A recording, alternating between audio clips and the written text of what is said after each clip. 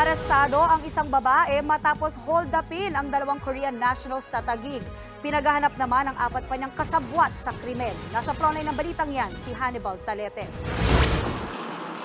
Walang mukhang maiharap ang isang ginang ng arestuhin ng mga pulis sa BGC sa Taguig kagabi. Isa ang babaeng si alias Nida sa 5 suspect na umano'y nang-hold up ng mga dayuhan sa lugar.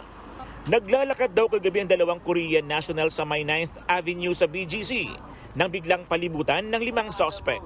Inipit at pinagtutulakan daw ng mga suspect ang mga biktima hanggang sa matangay ang kanilang bag. Nakuha naman ng komosyon ang pansin ng mga marshal kaya sinita ang mga suspect. Yun nga lang, 4 sa kanila ang nakatakbo. Agad-agad kami nakaresponde. Minumura kami niyan eh. Anong karapatan nyo? Mga martial lang kayo, security guard. Hindi namin madampol kasi babae kasi. Hanggang sa tumawag kami ng pulis. Ayon sa mga pulis, modus ng grupong sabayan sa pagtawid ang mga bibiktimahin. Kapag nalito na ang target, doon na nila hablutin ang mga gamit ng mga ito. Modus po nila tong ganitong pangyayari na palilibutan nila yung ating mga biktima. And more on mga Korean mga tourist yung kanilang mga binibiktima. Todo tanggi naman ang suspect noong una, pero sa huli ay napaamin din siya sa krimen.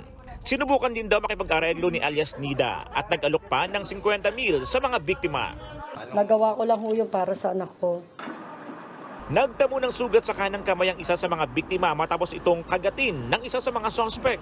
Itinanggi naman ni alias Nida na siya ang kumagat sa biktima. May pustiso yung ipin ko, paano nangyaring nakakagataw ako eh, dinatanggal ho yung unahong ko. Diyos ko, pustiso ko, paano ko nakagat dyan, di yung kasama kong inaano niya.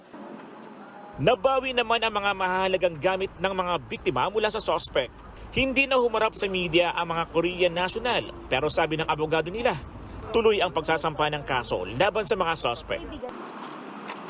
Nagbabalita mula sa frontline, Hannibal Talete, News 5.